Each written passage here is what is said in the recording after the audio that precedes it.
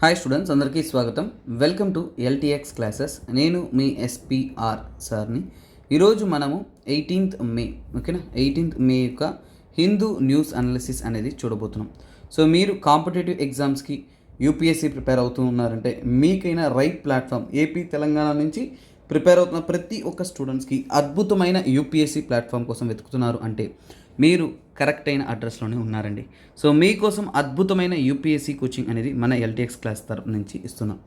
అలాగే UPSC dream చేసిన ప్రతి ఒక్క స్టూడెంట్కి 2024లో నెక్స్ట్ రానున్న యూపీఎస్సీని ఎలాగన్నా క్లియర్ చేయాలి, నాకు చాలా డౌట్స్ ఉన్నాయి, అవన్నీ క్లియర్ చేసుకుంటే బాగుంటుంది అని అనుకుంటున్నారా? హైదరాబాద్కు వచ్చేస్తున్నామండి. సో హైదరాబాద్ నుండి సివిల్స్ ప్రిపేర్ అవుతున్న ప్రతి ఒక్క స్టూడెంట్స్కి కూడా ఒక అద్భుతమైన అవకాశం మీకోసం మనం ఫ్రీ డెమో అనేది కండక్ట్ చేస్తూ ఉన్నాం. సో అనగా 21st మే రానున్న ఆదివారం నాడు పొద్దున 10 గంటలకు గాను మీకోసం ఫ్రీ డెమో అనేది కండక్ట్ చేస్తున్నాం. జూన్ 1 కంతా కూడా మనం కొత్త బ్యాచెస్ అనేది లాంచ్ చేస్తూ ఉన్నాం. సో లైఫ్ టైం వ్యాలిడిటీ కలిగిన కోర్స్ అనేది మీకోసం మనం అందిస్తూ ఉన్నాం. దానికైనా ఫీజ్ అనేది మీకు 80,000 రూపీస్ అనేది మనం ఛార్జ్ చేస్తూ ఉన్నాము. అలాగే ఈఎంఐ పద్ధతిలో జాయిన్ అవ్వాలి అనుకుంటే కూడా మీకు ఏంటంటే ఆప్షన్స్ ఉంటుంది. నేను నెలసరి 10,000 కట్టుకుంటూ కూడా ఈఎంఐ ఆప్షన్లో కూడా మీరు కోర్స్ అనేది పొందొచ్చు. అలాగే మీకైనా అడ్రస్ అనేది హైదరాబాద్లో గాంధీనగర్లో, so near new Bala bridge దగ్గర మీకు అవైలబుల్లో ఉంటుంది.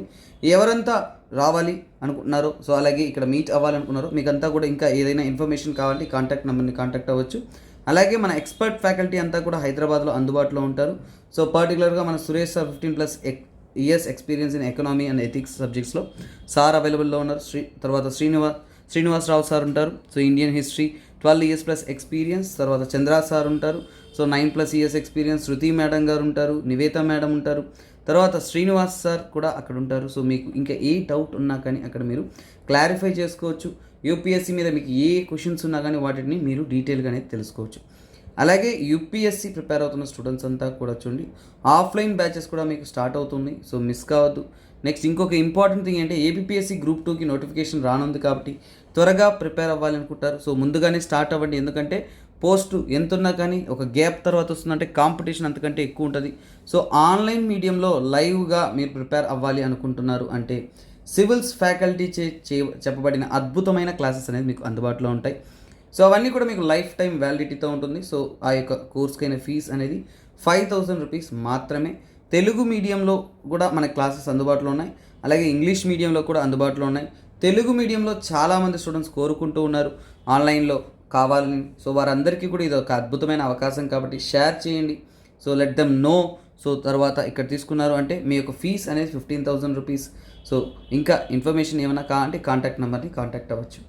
అలాగే మీరు ఆఫ్లైన్ పద్ధతిలో వైజాగ్ నుంచి ప్రిపేర్ అవ్వాలనుకున్నా కానీ మీరు ప్రిపేర్ అవ్వచ్చు. సో దానికైనా కోచింగ్ అనేది మన ఇన్స్టిట్యూట్లో అందుబాటులో ఉన్నాయి. సో తగినటువంటి ఇన్ఫర్మేషన్ అనేది ఇక్కడ ఇవ్వడం అనేది జరిగింది. తర్వాత మీరు ఆఫ్లైన్ తీసుకుంటున్నారు అంటే అందరికీ కూడా ఒక అద్భుతమైన ఆఫర్ అన్న ఏంటంటే ఆఫ్లైన్ తీసుకుంటున్న వారికి అంటే క్లాస్లో, ఓకేనా, క్లాస్ ఎన్విరాన్మెంట్లో లైవ్లో వినాలి అనుకుంటున్న వారందరికీ కూడా ఆన్లైన్ కూడా మీకు ఫ్రీగా యాక్సెస్ అనేది ఇస్తున్నాం. సో ఈ ఎచ్చటా కూడా ఇలాంటి ఒక అద్భుతమైన అవకాశం అనేది మీకు ఇవ్వరు, కానీ మనం అందిస్తూ ఉన్నాం. తర్వాత ఆన్లైన్లో యూపీఎస్సీ ప్రిపేర్ అవుతున్న వారందరికీ కూడా ఒక అద్భుతమైన అవకాశం. 60,000 రూపీస్ ఫీజ్ మీకు అందుబాటులో ఉంటుంది. అలాగే 31st మే వరకు మాత్రమే ఈ ఫీజ్ లిమిట్స్. తర్వాత ఏంటంటే 1st జూన్ నుంచి మీ యొక్క ఫీజ్ అనేది 10,000 రూపీస్ ఇంక్రీజ్ అనేది అవుతుంది. సో ఇది ఇంపార్టెంట్ అప్డేట్స్. సో ఈరోజు యొక్క కంటెంట్లోకి వెళ్ళిపోతూ ఉంటాం, ఓకేనా. సో అలాగే మన క్లాసెస్లో ఏమేమి అందుబాటులో ఉన్నాయని డౌట్ ఉన్నాయంటే ఇక్కడ చూడొచ్చు. సో మనం GS, CSAT, current affairs, NCERT, prelims, mains, oriented answer writing, తర్వాత complimentary course, APPSC, TSPSC, RB complete ప్యాకేజ్గా అనేది మనం ఇస్తున్నాం అన్న. మీకు లేదు అనే కోర్స్ లేకుండా క్వాలిటేటివ్గా అనేది ఇస్తున్నాం. సో అలాగే let's get into the topic of the day. రోజు కూడా సో గైస్ స్టూడెంట్స్ ఒకటి, ఎవరైతే ప్రారంభ దశలో ఉన్నారో లేదంటే ఒక ఎక్స్పర్ట్ లెవెల్లో ఉన్నారో వారందరికీ అర్థమయ్యే విధంగా, యూస్ అయ్యే విధంగా క్వాలిటేటివ్గా హిందూ న్యూస్ అనాలిసిస్ అనేది మనం అద్భుతంగా అందిస్తున్నాం. సో అందులో భాగంగా ఏంటంటే గత సంవత్సరాల్లో అడిగిన ప్రీవియస్ ఇయర్ క్వశ్చన్స్ కూడా నేను కవర్ చేస్తూ ఉన్నాను. సో మన సెషన్స్ ఎలా ఉంటుందంటే పీవైక్యూ ఉంటుంది. So other UPSC oriented questions ఉంటుంది. మ్యాప్ ఏదన్నా ఉంటే ఆ ఇంపార్టెంట్ టాపిక్ కవర్ చేస్తాను. అలా మొత్తానికి ఏంటంటే ఒక కాంప్రహెన్సివ్గా మీకు హిందూ న్యూస్ అనాలిసిస్ అనేది నేను అందిస్తూ ఉన్నాను. So let us get into the topic. So ఇక్కడ చూడండి, methane hydrate. So methane hydrate అనేది న్యూస్లో ఉంది, యూపీఎస్సీలో క్వశ్చన్లో ఉంది. సో ఇక్కడ చూడండి, which of the following statements is correct about the deposits of methane hydrate. Methane hydrate deposits గురించి వారు స్టేట్మెంట్స్ ఇచ్చారు, ఇందులో ఏది కరెక్ట్ అనేది మీరు మెన్షన్ అనేది చేయాలి. So let us read it one after other. చూడండి, global warming might trigger the release of methane gas from the deposits. చూడండి, మీథేన్ గ్యాస్ అనేది CO2 కంటే కూడా 23 రెట్లు 23 టైమ్స్ అనేది పవర్ఫుల్ గ్రీన్ హౌస్ గ్యాస్. అంటే గ్రీన్ హౌస్ గ్యాస్ ఓకేనా, green house gas అంటే మన ఎర్త్ యొక్క సర్ఫేస్ని హీట్ చేయగలిగిన కెపాసిటీ, హీట్ని హోల్డ్ చేయగలిగిన కెపాసిటీ మీథేన్కి అనేది చాలా చాలా చాలా ఎక్కువ CO2తో కంటే కంపేర్ చేసుకుంటే. సో గ్రీన్ హౌస్ గ్యాస్ అన్నప్పుడు గ్లోబల్ వార్మింగ్కి కారణం గ్రీన్ హౌస్ గ్యాసెసే. అంటే ఈ మీథేన్ గ్యాస్ రిలీజ్ అయ్యిందంటే ఖచ్చితంగా మనకి గ్లోబల్ వార్మింగ్ని ఇంకా కొద్దిగా ఎక్కువగా ట్రిగ్గర్ చేస్తుంది. కరెక్టే కదా అయితే. సో మీథేన్ గ్యాస్ అనేది గ్రీన్ హౌస్ ఎఫెక్ట్ చాలా ఎక్కువ క్యాపబిలిటీ, కాబట్టి ఖచ్చితంగా ఈ స్టేట్మెంట్ కరెక్ట్. ఎప్పుడైతే నాకు ఒకటో స్టేట్మెంట్ కరెక్ట్ అనిపించిందో వెంటనే నేను ఆన్సర్లో రెండవ స్టేట్మెంట్ ఎలిమినేట్ చేస్తాను. ఒకటి లేని ఆప్షన్ నేను రిమూవ్ చేసేస్తాను. తర్వాత, large deposits of methane hydrate are found in Arctic tundra under the sea floor. So ఈ టాపిక్ మీకు కరెంట్ అఫైర్స్లో చాలాసార్లు వచ్చి ఉంటుంది. పర్మాఫ్రోస్ట్ ఓకేనా, పర్మాఫ్రోస్ట్ అంటారు ఓకేనా. పర్మాఫ్రోస్ట్ అంటే పర్మనెంట్ ఫోస్ట్గా అంటే ఆర్కిటిక్ రీజియన్లో ఆ ప్రాంతాల్లో ఏంటంటే పర్మనెంట్ ఐస్గా అనేది అక్కడ ఉంటున్న సో కాల్డ్ ప్రాంతం అనేది కవర్ చేయబడి ఉంది. అలా పర్మనెంట్ ఐస్గా కవర్ చేయబడిన ప్రాంతంలో సో అడుగు భాగాల్లో ఏంటంటే చాలా ఎక్కువ మోతాదులో ఏంటంటే ఈ యొక్క మీథేన్ హైడ్రేట్ అనేది స్టోర్ అయ్యి ఉంది. సో ఇది మన జాగ్రఫీ క్లాస్లో నేనే మీకు పర్టికులర్గా ఎవరైతే నా క్లాస్ అటెండ్ అవుతున్నారో వారందరికీ కూడా జాగ్రఫీ క్లాస్లో నేను క్లియర్గా అనేది చెప్పడం అనేది జరిగింది. సో అందువల్ల so the statement is right, happy. So ఇప్పుడు రెండో స్టేట్మెంట్ కరెక్ట్ అనగానే నేనేం చేస్తాను, సో 2 స్టేట్మెంట్ ఉన్నది ఓకేనా, 1 and 2 ఉన్నది ఉంచేస్తాను ఓకేనా, 2 లేనిది తీసేస్తాను. సో అప్పుడు సి కూడా గాన్. తర్వాత నెక్స్ట్ ఉంది, methane in atmosphere oxidises to carbon dioxide after a decade are 2. So ఇక్కడ ఏంటి, మీథేన్ అనేది అట్మాస్ఫియర్లో ఏంటంటే ఆక్సిడైజ్ అయ్యి కార్బన్ డైఆక్సైడ్గా మారిపోతుంది అనమాట ఓకేనా. అంటే డికేడ్ ఆర్ 2 అంటే ఒక 10-20 సంవత్సరాల్లో అది మళ్ళీ ఏంటంటే కార్బన్ డైఆక్సైడ్గా మారిపోతుంది అన్నారు. Exactly the statement is correct అన్న. సో అప్పుడు ఆప్షన్ 3 కూడా కరెక్ట్, కాబట్టి నా ఆప్షన్ ఏమైపోతుంది, D. Option D is my right answer. So ఇప్పుడు చూడండి, మీథేన్ హైడ్రేట్ అనేది చాలా వరకు ఏంటంటే క్రిస్టలిన్ సాలిడ్. అంటే మీథేన్ మాలిక్యూల్స్ అనేది ఐస్ ఫార్మేట్లో వాటర్ మాలిక్యూల్స్తో ఇంటరాక్ట్ అయ్యి అవి ఏంటంటే ఐస్ ఫార్మేట్లో అనేది సబ్సర్ఫేస్ డిపాజిట్లుగా, అంటే భూమి యొక్క అడుగు భాగంలో ఎక్కడైతే తక్కువ టెంపరేచర్లో ఐస్ పార్ట్గా కవర్ అయి ఉంటుందో ఆ భాగంలో అనేది ఉంది.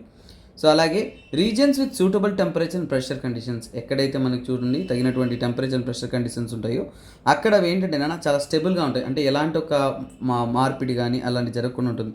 అలా ఏంటంటే సెడిమెంట్ కానీ సెడిమెంటరీ రాక్స్లో ఎక్కడంటే ఈ యొక్క ఆర్కిటిక్ పర్మాఫ్రోస్ట్, అంటే ఆర్కిటిక్ ప్రాంతాల్లో ఎర్త్ ఇలా ఉందంటే ఎర్త్ యొక్క నార్దర్న్ మోస్ట్ పోల్లో ఉంటున్న ఈ రీజియన్లో ఓకేనా, ఈ పోలార్ రీజియన్లోనే నార్త్ పోలార్ రీజియన్లోనే ఏంటంటే ఇవి ఎలా ఉంటుందంటే ఆర్కిటిక్ పర్మాఫ్రోస్ట్గా పర్మనెంట్ ఫ్రోస్ట్ రూపంలో ఉంటుంది.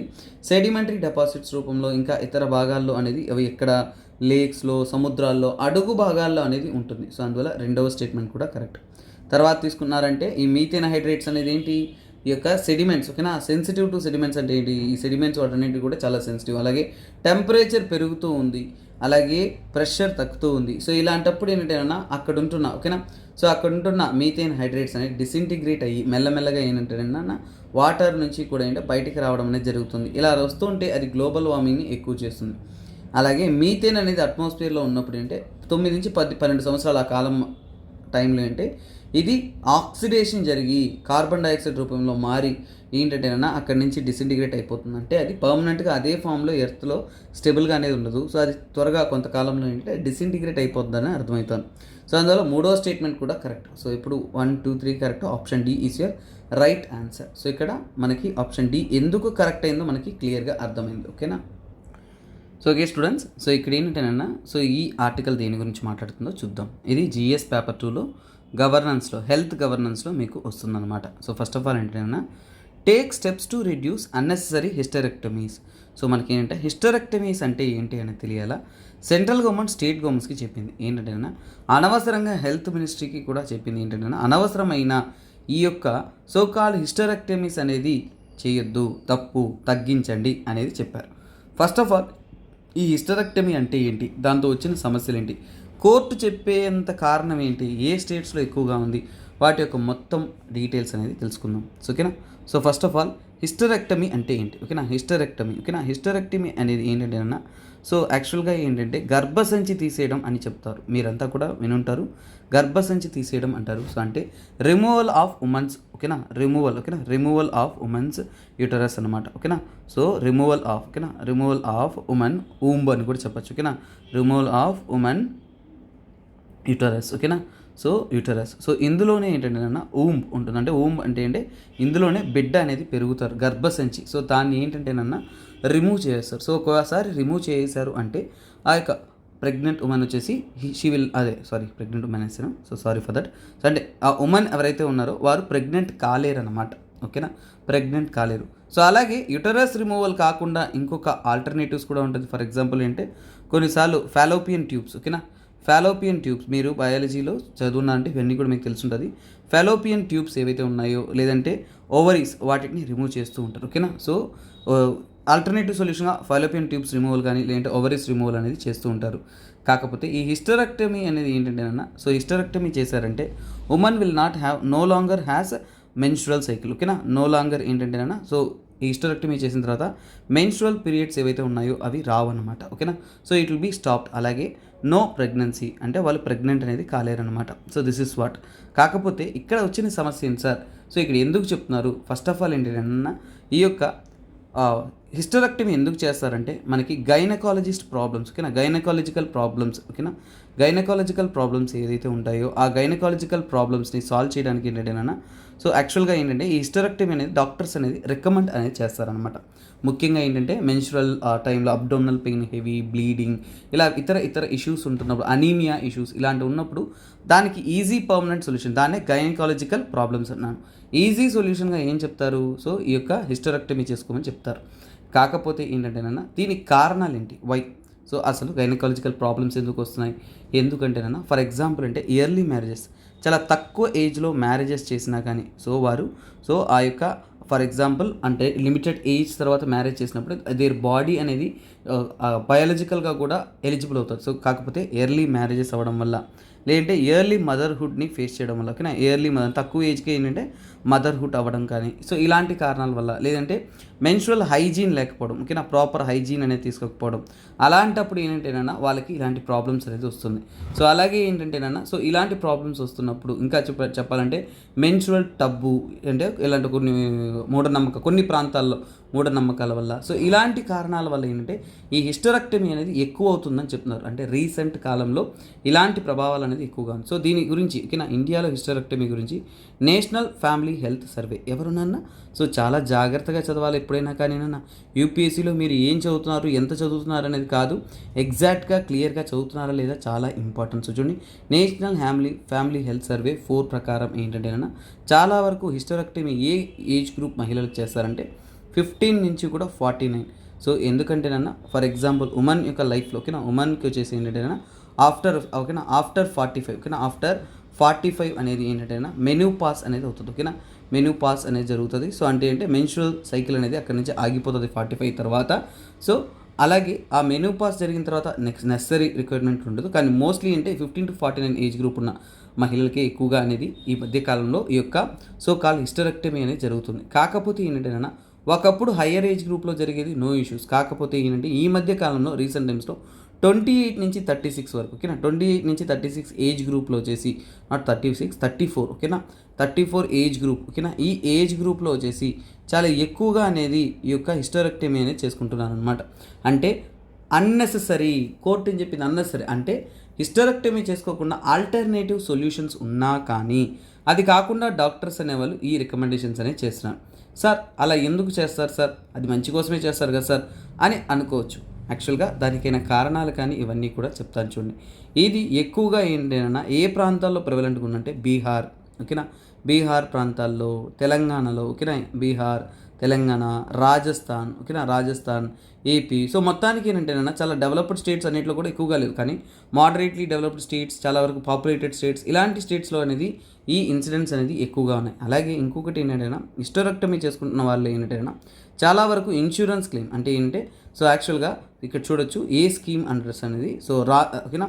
సో ముఖ్యంగా రాష్ట్రీయ స్వాస్థ్య బీమా యోజన అంటే ఈ యొక్క కేసెస్ ఎందుకు ఇది న్యూస్లోకి వచ్చిందంటే ఇన్సూరెన్స్ క్లెయిమ్. ఓకేనా, ఇన్సూరెన్స్ క్లెయిమ్స్ అంటే దేనివల్ల? సో ముఖ్యంగా ఏంటంటేనా ఇది ఈజీగా చేసే ఆపరేషన్, సైడ్ ఎఫెక్ట్స్ ఉండవు. సో ఇలా ఏంటంటేనా ఎన్నో విషయాల వల్ల చాలా వరకు ఏంటంటే డాక్టర్స్ అనేది దీన్ని రికమెండ్ చేస్తున్నారు. So insurance claims for example ఓకేనా రాష్ట్రీయ స్వాస్థ్య బీమా యోజన, ఈ స్వాస్థ్య బీమా యోజన ఏదైతే ఉంటుందో ఈ బీమా యోజనలో చాలా వరకు ఏంటంటే ఈ యొక్క కేసెస్ అనేది నమోదవడం జరిగింది. అంటే హిస్టరెక్టమీ చేసిన కేసెస్ అనేది ఎక్కువగా అవడం అనేది జరిగింది. అలాగే నమోదైన వాళ్ళలో ఎస్సీ ఎస్టీ ఓబీసీ వాళ్ళు ఎక్కువగా మోర్ అనేది ఉన్నారు. సో అంటే ఏంటంటేనన్నా ఇక్కడ మనకి బయాస్డ్ నేచర్ జరగడం కానీ, యంగ్ ఏజ్లో చేయడం కానీ, ఇవన్నీ ఏంటంటేనన్నా వెన్ యూ క్యాన్ అవాయిడ్, ఈ ఆపరేషన్ మనం అవాయిడ్ చేయొచ్చు అన్నప్పుడు ఎందుకు వీటిని చేస్తున్నారు? సో వీటి యొక్క ప్రెవలెన్స్ అనేది మనం తగ్గించాలి సో అనేది ఇక్కడ క్లియర్గా అనేది మన ఆర్టికల్లో అనేది చెబుతూ ఉన్నారు. సో దీనికి సంబంధించింది పబ్లిక్ ఇంట్రెస్ట్ లిటిగేషన్ అనేది సో కోర్టులో రైజ్ చేస్తారు. అందుకనే ఇది కోర్టు హియరింగ్లో వచ్చి తర్వాత కోర్టు కూడా దీనికి సంబంధితమైన సజెషన్స్ అనేది చేస్తున్నారు. సో ఇక్కడ చూడండి, అన్నెసెసరీ హిస్టరెక్టమీ. సో అంటే అంత అవసరమే లేదు, కానీ మనం ఏంటంటే ఇలాంటి ఆపరేషన్స్ అనేది చేయడం అనేది జరుగుతుంది. ఎప్పుడైనా కానీ ఆపరేషన్ రిక్వైర్మెంట్ లేకుండా ఆపరేషన్ చేయడం అనేది కరెక్ట్ కాదు. ఎందుకు సార్ కరెక్ట్ కాదంటే అది ఒక ఆర్టికల్ 21ని ఓకేనా. రైట్ టు హెల్త్ అనేది చూడండి, రైట్ టు హెల్త్ అనేది ఆర్టికల్ 21లో రైట్ టు లైఫ్ అండ్ లిబర్టీతో ముడిపడిపోయి ఉన్న ఒక హక్కు అనమాట. సో ఫండమెంటల్ రైట్ అనమాట. సో ఇక్కడ ఎలాగైతే right to health fundamental right అవుతుందో సో అప్పుడు ఆల్టర్నేటివ్ మెడిసిన్ కాకుండా వారికి ఆపరేషన్ అనేది సజెస్ట్ చేయడం అనేది కరెక్ట్ కాదు. హిస్టరెక్టమీ అనేది కరెక్ట్ సొల్యూషన్ కాదు అనేది క్లియర్గా అనేది చెబుతూ ఉన్నారు. That is what this article speaks about. So ఇప్పుడు మీకు క్లియర్గా హిస్టరెక్టమీ అంటే ఏంటి, దానివల్ల ప్రభావం ఏంటి, ఎందుకు ఇలాంటి యొక్క ఇంపాక్ట్ ఎక్కువగా ఉంది అనేది మనకి అర్థమవుతుంది. ఓకేనా. So this is all about our hysterectomy which is in the news. So next ఆర్టికల్లోకి పరుగులు తీద్దామా. So students, health related current affairs చూస్తున్నాం కాబట్టి ఇది కూడా జిఎస్ పేపర్లో హెల్త్ గవర్నెన్స్లో వచ్చేది. సో దీనికి సంబంధించిన స్కీమ్స్ అంతా కూడా మనకి ఇంపార్టెంట్. సో ఇక్కడ ఏంటంటేనన్నా ఇక్కడ ఏం చెప్తున్నారు అంటే హైపర్ టెన్షన్ అనేది ప్రైమరీ హెల్త్ సెంటర్ లెవెల్లోనే ట్యాకిల్ చేయాలి అనేది గవర్నమెంట్ అనేది చెప్తుంది అనమాట. హెల్త్ మినిస్ట్రీ తరపు నుంచి కూడా ఇవ్వడం అనేది స్టేట్మెంట్. సో ఎందులో భాగంగా అంటే మే 17th అనేది వరల్డ్ హైపర్ టెన్షన్ డేగా సెలబ్రేట్ చేశారు. అందులో భాగంగా ఏంటంటే ఈ ఇనిషియేటివ్ అనేది తీసుకొచ్చారు. సుమారుగా మన ఇండియాలో 75 మిలియన్ పీపుల్ అనేవారు ఇలాంటి హైపర్ టెన్షన్ అలాంటి జబ్బులతో చాలా సఫర్ అవుతున్నారు. ఇది ఒక జబ్బు కాదు నాన్న, సపరేట్ జబ్బు కాదు. సో కాకపోతే అందరికీ కూడా చాలామందికి అంటే హైపర్ టెన్షన్ అనేది ప్రివలెన్స్ అనేది చాలా చాలా ఎక్కువగా ఉంది మన ఇండియాలో. సో అందుకని వీటిని కంట్రోల్ చేయడానికి ఏంటంటే ఈ హైపర్ టెన్షన్స్ కోసం ఏంటంటే ఈ గవర్నమెంట్ అనేది చాలా ఇనిషియేటివ్స్ కూడా తీసుకొచ్చింది. హెల్త్ గవర్నెన్స్లో హెల్త్ తీసుకొస్తున్న స్కీమ్స్ అనేవి మీకు చాలా తెలిసి ఉండాలి. సో అందులో ఏంటంటే హైపర్ టెన్షన్ అంటే ఏంటి, ఏం లేదన్న. సో మనకి బ్లడ్ ప్రెషర్ ఎక్కువైందంటే ఓకేనా, బీపీ వచ్చేసింది అంటారు, అవునా కదా. సో అంటే బ్లడ్ ప్రెషర్ ఎక్కువైతుందంటే, బ్లడ్ ప్రెషర్ హైగా ఉందంటే దాన్ని ఏమంటాము, హైపర్ టెన్షన్ అంటారు. చాలా వరకు కామన్గా ఎక్కువ మందికి ఉంటుంది. అలాగే కామన్ ఎందుకు అంటున్నామంటే సదర్న్ స్టేట్లో కామన్ అయిపోయింది ఓకేనా. సౌత్ ఇండియాలో ఏంటంటేనా ఇండియా అంటే మరి తప్పు అనుకుంటారు, సదర్న్ స్టేట్స్ ఓకేనా. సౌత్ స్టేట్స్ ఏవైతే ఉన్నాయో అక్కడ ఏంటంటేనా ఈ హైపర్ టెన్షన్ యొక్క ప్రభావాలు అనేది ఎక్కువగా ఉన్నాయి మన ఇండియా మొత్తం మీద కన్సిడర్ చేసుకుంటే. అందులో ముఖ్యంగా ఏంటంటేనా కేరళలో ఏంటంటేనా మెన్కి వచ్చేసి 32.8% అనేది ఈ యొక్క సో కాల్డ్ హైపర్ టెన్షన్ ఉంది. అలాగే ఉమెన్కి కొద్దిగా తక్కువే ఉంటుందన్న ఓకేనా, ఎందుకంటే వాళ్ళకి మనకు వస్తుంది కాబట్టి వాళ్ళకి తక్కువే ఉంటుంది. 30.9% అనేది ఉంటుంది ఓకేనా. ఉమెన్కి ఏంటి 30.9% అనేది ఉంటుంది. దాని తర్వాత హైయెస్ట్ వచ్చేసి కేరళ, తర్వాత తెలంగాణ ఓకేనా. కేరళ తర్వాత తెలంగాణ, ఈ ఏపీ రాష్ట్రాలు తెలంగాణ తెలుగు స్టేట్స్లో అందరికీ కూడా బీపీ ఉంటుంది. సో మన బాలయ్యని చూసినా మనందరికీ అర్థమవుతుంది ఓకేనా. సో ఇక్కడ ఏంటి, సో బీపీ ప్రివలెన్స్ అనేది మన ఇండియాలో ఎక్కువగా ఉంది. సో అందుకనే ఏంటంటే గవర్నమెంట్ వీటిని తగ్గించాలి. ఎందుకంటే బీపీ అనేది ఒక రకంగా ఏంటి, it will lead to the cardiac కానీ అదర్ నాన్ కమ్యూనికబుల్ డిసీజెస్లో ఇది ఒకటి. సో ఇందులో వీటిని తగ్గించడం కోసం మన ఇండియా తరపు నుంచి ఒక ఇనిషియేటివ్ కూడా తీసుకొచ్చారు. దాన్ని ఏమంటే ఇండియా హైపర్ టెన్షన్ ఓకే. ఆ యొక్క ఇనిషియేటివ్ పేరే India hyper tension control initiative. So దీని ద్వారా ఏంటంటే హైపర్ టెన్షన్ని తగ్గించాలి అనే దానికోసం గవర్నమెంట్ అనేది మన హెల్త్ మినిస్ట్రీ నుంచి కూడా ఐహెచ్సిఐ ఇనిషియేటివ్ తెచ్చారు. ఈ ఇనిషియేటివ్ తెచ్చింది వచ్చేసి నవంబర్ 2017లో. సో ఇది ఓల్డ్ స్కీమ్ కాబట్టి చాలామంది మర్చిపోతూ ఉంటారు. కాకపోతే ఇలా కరెంట్ అఫైర్స్ వచ్చినప్పుడు మనం అలా మైండ్లో నెమరు వేసుకుంటూ ఉంటే గుర్తుంటుంది అనమాట. సో అలాగే ఇందులో ఏంటంటే టార్గెటెడ్గా అనేది డెవలప్ చేస్తారు. అంటే టార్గెటెడ్ డిస్ట్రిక్ట్స్లో ఏ డిస్ట్రిక్ట్స్లో ఇవి ఎక్కువగా ఉన్నాయో ఆ టార్గెటెడ్ డిస్ట్రిక్ట్స్లో ఏంటంటేనన్నా వాళ్ళు ఓవరాల్గా ఈ యొక్క హైపర్ టెన్షన్ తగ్గించడానికి అనేది ప్రయత్నాలు అనేది చేస్తూ సో ఇనిషియేటివ్ అనేది తీసుకుంటూ స్ప్రెడ్ చేస్తున్నారు. అతి ముఖ్యంగా ఈ ఇనిషియేటివ్స్ అనేది తెలంగాణ, కేరళ ఇలాంటి స్టేట్స్లోనే ఎక్కువగా అనేది వాళ్ళు టార్గెట్ చేస్తున్నారు. అలాగే ఏంటంటే నాట్ ఓన్లీ ఇండియన్ ఓకేనా హెల్త్ మినిస్ట్రీతో పాటు Indian council of medical research ICMR plus WHO వాటి అన్నిటితో కూడా కోఆర్డినేట్ చేసుకుంటూ ఎలాగైనా సరే మనము ఈ యొక్క నెక్స్ట్ 5 ఇయర్స్ ఓకేనా 5 ఇయర్స్ ఇనిషియేటివ్గా తీసుకొచ్చారు. అంటే రానున్న 5 సంవత్సరాల్లోనూ ఓకేనా 5 ఇయర్స్ ఇనిషియేటివ్గా రానున్న 5 సంవత్సరాల్లోనూ మనం ఏంటంటే మానిటర్ ఈ హైపర్ టెన్షన్ని మానిటర్ చేయడానికి అలాగే ట్రీట్ చేయడానికి అనేది తీసుకొస్తారనమాట ఈ ఇనిషియేటివ్ని. సో అలాగే ఇక్కడ ఇంకొక గోల్ కూడా మనం వాలంటరీ గోల్ పెట్టుకున్నాం. అంటే ఏంటంటే 25/25 గోల్. గుర్తుపెట్టుకోండి 25/25 గోల్ అంటే ఏంటి, దేనికోసం ముఖ్యంగా ఏంటంటే ఈ గోల్ అనేది నాన్ కమ్యూనికబుల్ డిసీజెస్కి. దేనికోసం నాన్ కమ్యూనికబుల్ డిసీజెస్ ఏవైతే ఉన్నాయో ఆ డిసీజెస్ని తగ్గించడం కోసమే ఈ యొక్క ఇనిషియేటివ్ అనేది తీసుకొస్తున్నారు అన్నమాట. సో అలాంటి ఒక నాన్ కమ్యూనికబుల్ డిసీజెస్ని తగ్గించడం కోసం తెస్తున్న ఇనిషియేటివ్లో ఆ గోల్స్లో భాగంగా ఉంటున్నదే ఈ యొక్క 25/25 గోల్ అన్నమాట. సో అందులో భాగంగా ఏంటంటేనన్నా హైపర్ టెన్షన్ ఈ 25/25 గోల్ ఏంటి అనేది మనకు తెలియాలి. హైపర్ టెన్షన్ మనందరికీ తెలిసిన హైపర్ టెన్షన్ ఏదైతే ఉంటుందో ఈ హైపర్ టెన్షన్ అనేది అలాగే నాన్ కమ్యూనికబుల్ డిసీజెస్ అయినా ఏదైనా కానీ 25% తగ్గియాలి. 25% మనం ఏంటంటే వాటి వల్ల జరుగుతున్న ప్రభావాలు కానీ డెత్ రేట్ కానీ వాటన్నిటినీ కూడా మనము వాలంటీరీగా ఇన్వాల్వ్ అయ్యి రెడ్యూస్డ్ బై 2025. అంటే 2025 అంతా కూడా మనం 25% అనేది ఈ యొక్క హై బ్లడ్ ప్రెషర్ ప్రెవలెన్స్ కానీ అలాగే నాన్ కమ్యూనికబుల్ డిసీజెస్ కానీ తగ్గించాలి అనేది గవర్నమెంట్ యొక్క ప్లాను. ఆ ప్లాన్లో పాటునే దీన్ని నిర్ణయించుకొని ఉంటున్నారు. That is what about your so called the scheme called as the hyper tension reduction కోసం. సో ఓవరాల్గా ఏంటంటే వాట్ ఈస్ రిక్వైర్డ్ అనేది మనం చాలా అద్భుతంగా క్లియర్గా డీటెయిల్గా అనేది ఎగ్జామ్ పాయింట్ ఆఫ్లో చెబుతున్నానండి. సో మీరు గ్రూప్ 2 గ్రూప్ 1 ప్రిపేర్ అవుతున్నా కానీ నా హిందూ అనాలిసిస్ మీకు చాలా అద్భుతంగా ఉపయోగపడుతుంది అన్నాను. ఎందుకంటే నేను మ్యాక్సిమం ఆర్టికల్స్ కవర్ చేయడానికి ప్రయత్నం చేస్తున్నాను. మ్యాక్సిమం ఎగ్జామ్ ఓరియంటెడ్గా తప్ప ఇంకేది మనం డిస్కస్ చేయట్లేదు. అలాగే గ్రూప్ 1 మెయిన్స్ రాస్తున్నా కానీ యూపీఎస్సీ మెయిన్స్ రాస్తున్నా కానీ ఈ యొక్క 1.5 అవర్ ఆ లిమిటెడ్ టైంలో మీకు అందిస్తున్న ఈ హిందూ న్యూస్ అనాలిసిస్ అనేది చాలా చాలా వాల్యుబుల్. నా తరపు నుంచి మీకు ఒక కోరిక అంతే. సో మీ ఫ్రెండ్స్కి షేర్ చేయండి. Let us build a more number of views. Me support ఉందంటే ఇంకా క్వాలిటేటివ్గా కంటెంట్ అనేది అందించడానికి మాకు ఇంకాస్త ఎనర్జీ అనేది అందిస్తారు. సో నెక్స్ట్ చూద్దామా. సో నెక్స్ట్ క్వశ్చన్ చూడండి. సో అంతకంటే ముందు ఒక చిన్న అనౌన్స్మెంట్. యూపీఎస్సీ ఆప్షన్ మీరు ప్రిపేర్ అవ్వాలి అనుకున్నా అంటే మీకోసం అద్భుతమైన PSIR, sociology, anthropology, public administration, Telugu literature లాంటి అద్భుతమైన ఆప్షనల్స్ అనేది అందుబాటులో అనేది ఉన్నాయి. సో మీ యొక్క ఫీ స్ట్రక్చర్ అనేది 30,000 రూపీస్. అలాగే ఈఎంఐ ఆప్షన్స్లో మీరు పొందాలి అనుకుంటున్నారు అంటే 5,000 రూపీస్కి మీరు పొందొచ్చు అన్నమాట. సో నెలసరి 5,000 కట్టుకుంటూ కూడా మీరు ఈ యొక్క కోర్స్ అనేది మీరు పే అనేది చేయొచ్చు. So okay guys. సో అలాగే మన కంటెంట్లోకి వెళ్ళిపోదాం. సో చూడండి, గవర్నమెంట్ అనేది ఫెర్టిలైజర్ సబ్సిడీ కింద ఈ ఖరీఫ్ సీజన్కి గాను 1,00,000 1 lakh crores 1.08 crores అనేది అప్రూవ్ చేసింది అనమాట క్యాబినెట్. సో ఇప్పుడు మనము దీన్ని తెలుసుకోవాలి. సో యాక్చువల్గా ఏంటంటేనన్నా సో ఇది డైరెక్ట్గా మీకు ఎకనామీలో వస్తున్న కాన్సెప్ట్ ఎకనామీలో మీకు వస్తుంది. ఓకేనా, ఎకనామీలో వస్తుంది. So let us understand this scheme. ఓకేనా, ఒక స్కీమ్ కూడా ఉంది. సో అందువల్ల వాటిని నేను మీకు చెప్తానమాట. సో ఫస్ట్ ఆఫ్ ఆల్ ఏంటంటేనన్నా మనకి kharif season. So kharif season మనకి అర్థం అవ్వాలి. ఖరీఫ్ సీజన్ అంటే ఏంటి? ఖరీఫ్ సీజన్ అంటే మనకి మాన్సూన్ వస్తున్న సీజనే ముఖ్యంగా ఖరీఫ్ సీజన్ అంటారు. ఓకేనా, సో ముఖ్యంగా ఏంటంటే జూన్ నుంచి కూడా సెప్టెంబర్ వరకు ఉంటున్న మంత్ చాలా వరకు మన ఇండియాలో ఉంటున్న ఉత్పత్తి, వ్యవసాయం, రెయిన్ఫాల్ అంతా కూడా ఈ టైంలోనే ఎక్కువగా అనేది మనకి జరుగుతూ ఉంటుంది. అందుకని ఖరీఫ్ సీజన్ అనేది మన ఇండియాలో ఫార్మర్స్ కానీ మన ఇండియన్స్ కానీ చాలా చాలా ఇంపార్టెంట్ సీజన్. సో ఈ సీజన్లో పంటలు బాగా పండాలంటే మనకి ఫెర్టిలైజర్స్ అనేది అందుబాటులో ఉండాలి, ఎరువు అందుబాటులో ఉండాలి. కాకపోతే ఎరువు అందుబాటులో ఉండాలంటే ప్రపంచవ్యాప్తంగా ఈ ఫెర్టిలైజర్ పరిస్థితి ఏంటి?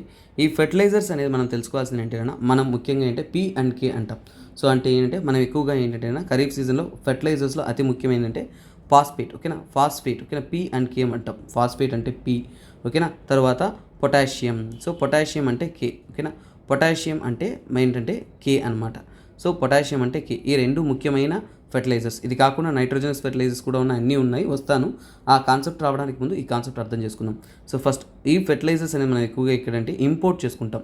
మన ఇండియాలో ఉత్పత్తి చేసుకుని ఎక్కువగా ఇంపోర్ట్ చేసుకుంటాం. యుక్రెయిన్ అనేది మెయిన్ సోర్స్ ఆఫ్ పొటాషియం. ప్రపంచవ్యాప్తంగా ఉంటున్న ఈ యొక్క ఫాస్ఫేట్ కానీ ఈ యొక్క ఫెర్టిలైజర్స్ ఏవైతే ఉన్నాయో చాలా వరకు ఏంటంటే యుక్రెయిన్ నుంచి చాలా దేశాలు దిగుమతి అనేది చేసుకుంటున్నాయి. కాకపోతే ఇప్పుడున్న పరిస్థితి ఏంటి, ఇప్పుడున్న పరిస్థితిలో ఏంటంటేనా, సో రష్యా యుక్రెయిన్ వార్ జరుగుతుంది, ఓకేనా. రష్యాకి ఒకవైపు అలాగే వర్సెస్ యుక్రెయిన్కి ఏంటంటే యుద్ధం జరుగుతుంది. యుద్ధం జరగడం వల్ల ఏంటి మనకేంటి ప్రొడక్షన్ లో, అంటే ఆ యొక్క ఫర్టిలైజర్స్ అనేది చాలా చాలా చాలా చాలా లో అయిపోయింది, ప్రొడక్షన్ లేదు.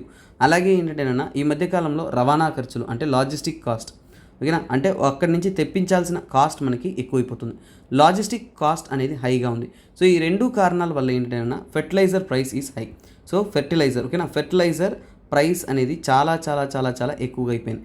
ఇప్పుడు వ్యవసాయి అంత ఎక్కువ కాస్ట్ పెట్టి ఎరువు కొనలేడు, దిగుబడి చూడలేడు, ఇది చాలా ప్రాబ్లం కదా. గవర్నమెంట్ ఏం చేస్తుంది అప్పుడు, ఈ ఖరీఫ్ సీజన్లో ఖచ్చితంగా ఫెర్టిలైజర్స్ రిక్వైర్మెంట్ ఎక్కువగా ఉంది, వ్యవసాయాలను ఆదుకోవాలి కాబట్టి వీరికి ఏంటంటే సబ్సిడీ అనేది ఇస్తుంది. అంటే ఆ ఫెర్టిలైజర్స్ మీద ఏంటంటే ఇంటర్నేషనల్ రేటింగ్ ఇవన్నీ కూడా స్టడీ చేసి ఒక కమిటీని స్థాపించి వారు ఓవరాల్గా ఏంటంటే ఈ ప్రైస్ని రెడ్యూస్ చేయడానికి, ఫెర్టిలైజర్ ప్రైస్ హైగా ఉంది, టు రెడ్యూస్ అంటే దీని యొక్క ప్రభావం మన వ్యవసాయాల మీద పడకూడదు కాబట్టి రెడ్యూస్ చేయడానికి ఏంటంటే వాళ్ళు సబ్సిడీ అనేది ఇస్తారు, ఓకేనా. సబ్సిడీ అనేది, ఓకేనా.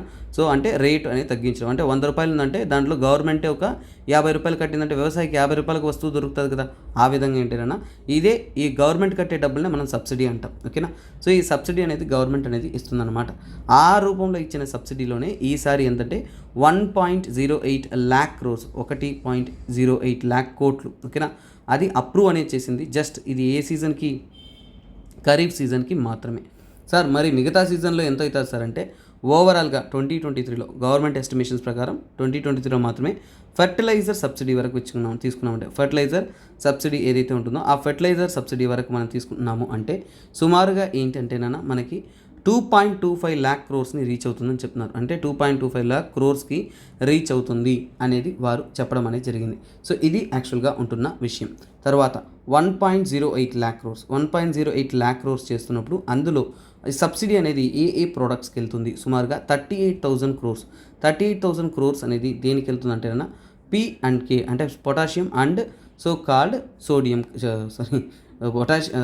Phosphate and potassium. P అంటే ఫాస్ఫేట్, K అంటే పొటాషియం, తర్వాత నెక్స్ట్ చూడండి 70,000 క్రోర్స్. 70,000 క్రోర్స్ అనేది యూరియా సబ్సిడీకి అనేది వెళ్తుంది. ఇది యాక్చువల్గా ఇస్తున్న సబ్సిడీ అన్నమాట. కాకపోతే ఏంటంటే ఈ సబ్సిడీ ఇవ్వడం వల్ల ఏముంది సార్, వ్యవసాయాలకంతా కూడా అన్ని ఫ్రీగా ఇస్తున్నారు సార్, లేదు నాన్న. దీని ద్వారా ఏంటంటే 12 crore ఫార్మర్స్ ఎవరైతే ఉన్నారో, 12 కోట్ల వ్యవసాయాలు ఎవరైతే ఉన్నారో వారందరూ కూడా దీనివల్ల బెనిఫిట్ అనేది పొందుతున్నారు. వారికి మంచి దిగుబడి వచ్చిందంటే మీ ప్లేట్లో అన్నమే నిండుతుంది, అవునా కదా. That is one thing. So ఇక్కడ ఏంటంటేనా దీని ద్వారా ఏంటంటే మనకి చాలా వరకు ఏంటంటే వ్యవసాయాలు, సో 12 crore ఫార్మర్స్ అనేది బెనిఫిట్ అనేది పొందుతున్నారు. సో అందువల్ల ఈ యొక్క సబ్సిడీ స్కీమ్ అనేది చాలా చాలా చాలా చాలా ఇంపార్టెంట్. ఇప్పుడు మనకి గుర్తొచ్చేది ఏంటంటే అన్నిటికన్నా ముఖ్యమైనది, ఇది స్కీమ్ రూపంలో ఏమన్నా ఉందా అంటే 2010లో గుర్తుపెట్టుకోండి, 2010లో, ఓకేనా, 2010లో యాక్చువల్గా ఏంటంటే డైరెక్ట్గా గవర్నమెంట్ తరపు నుంచి కూడా, ఓకేనా, డిపార్ట్మెంట్ ఆఫ్ ఫెర్టిలైజర్స్, గవర్నమెంట్ తరపు నుంచి కూడా డిపార్ట్మెంట్ ఆఫ్ ఫెర్టిలైజర్స్ తరపు నుంచి, చాలా ఇంపార్టెంట్ ఇది మీరు గుర్తుపెట్టుకోవాలి, డిపార్ట్మెంట్ ఆఫ్ ఫెర్టిలైజర్స్ తరపు నుంచి కూడా క్లియర్గా చూసుకున్నామంటే 2010లో ఇంట్రొడ్యూస్ చేశారు. ఆ స్కీమ్ పేరు ఏంటంటే న్యూట్రియంట్ బేస్డ్ సబ్సిడీ. దాన్ని ఏమంటారు, nutrient based subsidy scheme. Nutrient based subsidy scheme అనేది ఇంట్రొడ్యూస్ చేశారు. చాలా చాలా క్రూషియల్ సబ్సిడీ స్కీమ్ అనేది ఇంట్రొడ్యూస్ చేశారు. సో ఈ సబ్సిడీ స్కీమ్ ఇంట్రొడ్యూస్ చేసిన దాన్ని ఏమంటాం, NBS స్కీమ్ అంటారు, ఓకేనా. NBS స్కీమ్ అంటే న్యూట్రియంట్ బేస్డ్ సబ్సిడీ ఏంటో మనకి ఖచ్చితంగా తెలియాల్సిందే. అంటే ఏంటంటే న్యూట్రియంట్ అంటే ఏంటంటే ముఖ్యంగా ఏంటంటే మనకి నైట్రోజన్ ఉంది, ఓకేనా, నైట్రోజన్ ఉంది, ఓకేనా. తర్వాత ఏంటంటే మనకి కావాల్సిన అంటే పంటలు వ్యవసాయం చేయడానికి మనకు కావాల్సిన మెయిన్ కెమికల్స్ లేదంటే ఫెర్టిలైజర్స్ ఏవైతే ఉన్నాయి అవి నైట్రోజన్, ఫాస్ఫరస్, తర్వాత పొటాష్, ఓకేనా, తర్వాత పొటాష్ కానీ నెక్స్ట్ ఏంటంటే సల్ఫర్.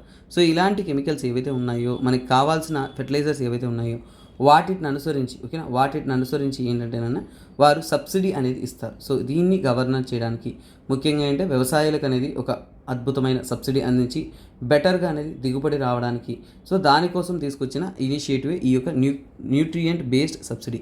సో మీరు ఇంతసేపు చదివిన కాన్సెప్ట్ అనేది ఒక స్కీమ్కి రిలేటెడ్, కాకపోతే ఇక్కడ కాన్సెప్ట్ అంతా వాల్యూస్ మీద ఉన్నాయి, స్కీమ్ అనేది ఇక్కడ మెన్షన్ చేయడం జరగలేదు. But I'm providing you scheme so that you will understand అన్న.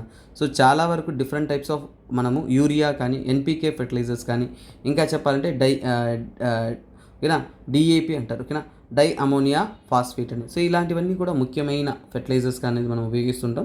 అందులో ఏంటంటే వ్యవసాయాలకు అనేది సరైన సంపద లభించడానికి, సరైన ఆదాయం లభించడానికి గవర్నమెంట్ అనేది వీటిలో సబ్సిడీ అనేది అందిస్తుంది.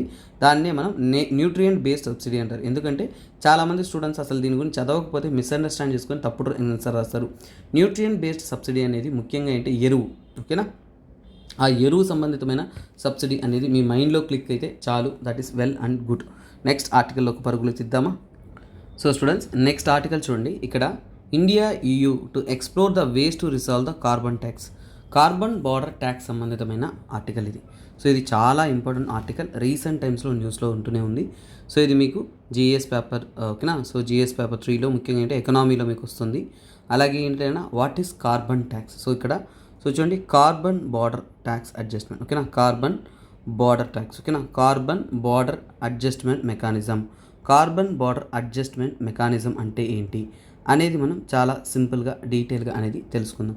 సో ఈ మెకానిజం ఏం చెబుతుంది, ఇందులో ఏం చేస్తున్నారు అనేది మనము క్లియర్ కట్గా ఫస్ట్ తెలుసుకుందాం. సో ఏం లేదన్న, యూరోపియన్ యూనియన్ అనేది ఈ యొక్క స్కీమ్ అనేది ఇంట్రొడ్యూస్ చేస్తారనమాట.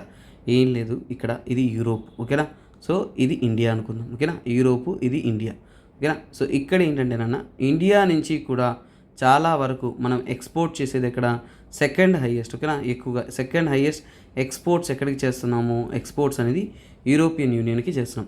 ఇప్పుడు యూరోపియన్ యూనియన్కి ఒక టార్గెట్ ఉంది, ఏంటది, వాళ్ళు ఒక ఫిట్ ఫార్ 55 ఒక ఇనిషియేటివ్ తీసుకొచ్చారు, ఫిట్ ఫార్ 55. ఏంటది, ఫిట్ ఫార్ 55, ఓకేనా, 55 ఇన్ 2030 ప్యాకేజ్. అంటే ఏంటంటే వారు 2030 కంతా కూడా వారి యొక్క గ్రీన్ హౌస్ గ్యాస్ ఎమిషన్ అంటే కార్బన్ ఎమిషన్ ఇవన్నీ కూడా 55%కి తెచ్చేయాలనేది ప్లాన్ చేస్తున్నారు. అంటే ఏంటి, 55% అనేది వారు తగ్గి, అంటే అట్లీస్ట్ 50%, అంటే 55% అనేది తగ్గించేయాలి 2030 అంతా కూడా. అంటే తగ్గించాలంటే ఏంటి, అక్కడ ఉంటున్న ప్రాంతాల్లో కార్బన్ ఎమిషన్ రెడ్యూస్ చేశారు, అంటే కార్బన్ ఉపయోగం చేయకూడదు. అది మాత్రమే కాకుండా ఇప్పుడు వీరు కార్బన్ ఉపయోగించకుండా, ఫర్ ఎగ్జాంపుల్ ఒక వ్యక్తి, ఓకేనా, ఒక వ్యక్తి స్టీల్ తయారీ చేస్తున్నాడు. సో ఇక్కడ యూరోపియన్ యూనియన్లో స్టీల్ తయారీ చేస్తున్నప్పుడు కార్బన్ ఉపయోగించకుండా తయారీ చేస్తున్నప్పుడు, కార్బన్ లేకుండా చేయాలన్నప్పుడు ఇతనికి ఖర్చు ఎక్కువ అవుతుంది, అంటే కాస్ట్ అనేది ఎక్కువ అవుతుంది. కాస్ట్ అనేది ఏంటి, చాలా హై, దేనికి, ఆ స్టీల్ తయారీకి. సో అప్పుడు ఏంటి, యూరోపియన్ యూనియన్లో ఉంటున్న స్టీల్ అనేది ఎక్కువ రేటు. ఇప్పుడు మన ఇండియాలో చూడండి, మనమంతా స్టీల్ ప్లాంట్లు దేంతో రన్ చేస్తాము, అంతా కూడా కోల్ బేస్డ్ పవర్ ప్లాంట్స్, ఓకేనా, కోల్ ప్లాంట్స్తోనే మనం రన్ చేస్తాం. అంటే కోల్ యొక్క యూసేజ్ ఎక్కువగా ఉంటుంది, అంటే మన ఇండియా కోల్ యూజ్ చేస్తుంది, కోల్ మనకి చీపు ఎఫిషియెంట్గా వస్తుంది. సో ఇప్పుడు ఇక్కడ ఈ వ్యక్తికి కాస్ట్ హై, అంటే 1 kg స్టీల్ తయారు చేయడానికి ఇతనికి 100 రూపాయలు అవుతుంది, ఓకేనా. మన ఇండియాలో అదే 50 రూపాయలు అవుతుంది. సో మనకి రవాణా చేయడానికి ఒక 10 రూపాయలు అయిందనుకోండి, మనం 60 రూపాయలకే స్టీల్ ఎక్కడ అమ్మచ్చు, యూరోపియన్ యూనియన్లో అమ్మచ్చు. కానీ యూరోపియన్ యూనియన్ ఒప్పుకుంటుందా, ఎందుకని, వారు ఈ సృష్టిని సంరక్షించుకోవడం కోసం చాలా మంచిగా చేసుకుని అన్నీ చేస్తున్నప్పుడు, ఇప్పుడు ఏదో ఒక దేశం పొల్యూట్ చేసేసి, మనం సేఫ్టీ చేస్తున్న విషయాన్ని పొల్యూట్ చేసి ఇక్కడ అమ్ముకుంటున్నారంటే, వీళ్ళు వాడుకున్నారంటే వీరు ఇండైరెక్ట్గా వచ్చేసి ఆ పొల్యూటింగ్ సపోర్ట్ చేస్తున్నట్టే కదా. అంటే ఇది సపోర్ట్ చేయకూడదు. అంటే ఈ యొక్క, ఓకేనా, కార్బన్ ట్యాక్స్ ఏంటంటేనా ఇలా, ఓకేనా, కార్బన్ ఎమిషన్ చేస్తూ వస్తున్న వస్తువులు ఏవైతే ఉన్నాయో, అంటే ఇక్కడి నుంచి ఇంపోర్ట్ చేసుకున్న వస్తువులు, ఓకేనా. సో అంటే అంటే ఈ యొక్క యూరోపియన్ యూనియన్ ఇంపోర్ట్ చేసుకున్న వస్తువుల్లో కార్బన్ యొక్క ఉపయోగం ఎక్కువగా ఉందంటే వారికి ట్యాక్స్ అనేది విధిస్తారనమాట.